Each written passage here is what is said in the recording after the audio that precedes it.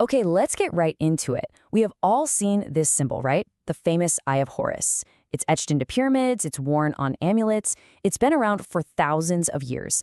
But what if the story you know is only half the picture? What if this symbol of healing has a hidden, and frankly, a much more violent twin? For most of us, when you see the Eye of Horus, you think of restoration, of well being. It's this powerful, benevolent symbol that's supposed to ward off evil and make things whole again. And, well, there's a very good reason for that. The myth behind it is absolutely legendary. You've got this epic battle for the throne of Egypt between Horus and his treacherous uncle, Seth. During the fight, Horus's eye gets torn out, shattered, and cast into darkness. But after Horus wins, the eye is magically put back together, totally restored. And because of that, it becomes the ultimate symbol of healing power. But that's usually where the story stops. What if there was another divine eye? One that looked almost identical, but stood for a completely different kind of power. Not healing, but pure, raw, unstoppable rage. And this, my friends, is where our story really begins. So let's talk about the tale of two eyes. One restores, the other rages. You see, while Horus's eye gets all the attention, the ancient Egyptians also revered another, equally powerful symbol, the Eye of Ra. And the difference between them? It's like the difference between a gentle rain and a Category 5 hurricane. And the differences are, well, they're night and day. Horus's eye is the left eye, it's connected to the moon, and it's all about restoration. It was a part of him that was made whole. But Ra's eye, that's the right eye, and it's tied to the blistering heat of the sun. And here's the crucial part. It wasn't just a piece of him, it was a separate feminine force, basically a divine weapon he could just unleash on the world. Which brings us to the sun god's fury, and what happened when the Eye of Ra was unleashed. The myth goes like this. The sun god Ra had grown old, and he heard that humanity was starting to rebel, plotting against him. He was not happy. So he decided a lesson was in order, and he reached for the most terrifying tool in his arsenal. He literally sent his eye out into the world, and it transformed. It became Sekhmet, the lioness goddess, a divine instrument of pure wrath. Her job wasn't to talk to people or reason with them. She was sent to punish them, to sweep across the land in a wave of carnage and destruction. And ancient texts, like the Book of Gates, describe this force with just absolute terror. I mean, just listen to this. Whose eye is of blazing fire which consumeth, and hath a pupil which sendeth forth light. Imagine that, a force so powerful it brought the world to its knees. Sekhmet's bloodlust was so intense, she nearly wiped out the entire human race. Now here's the problem. Ra's plan worked a little too well. He was suddenly worried he'd be ruling over a planet of ghosts, so he had to come up with a trick, a truly bizarre but honestly brilliant plan to stop his own creation before it was too late. This is what I call salvation by red beer. The scale of this plan was just immense. Ra ordered the brewing of, get this, 7,000 jars of beer. But this wasn't just any beer. He had it mixed with red ochre, which is this iron-rich clay, to dye it the deep, dark red color of blood. So here's the four-step plan.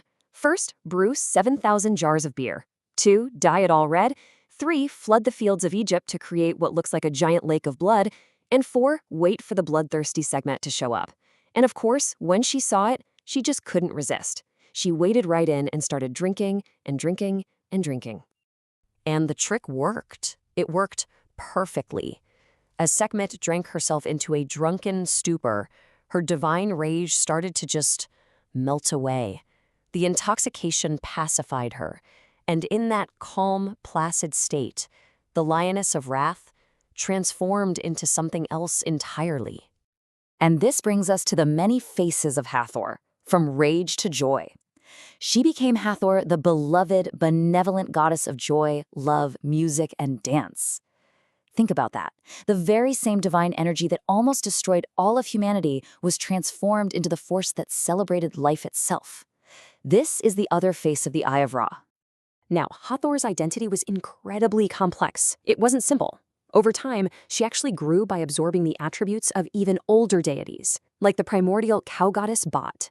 This blending of gods basically allowed Hathor to become this universal goddess, representing the whole spectrum of the divine feminine. And her resume? Wow, it was astonishingly diverse.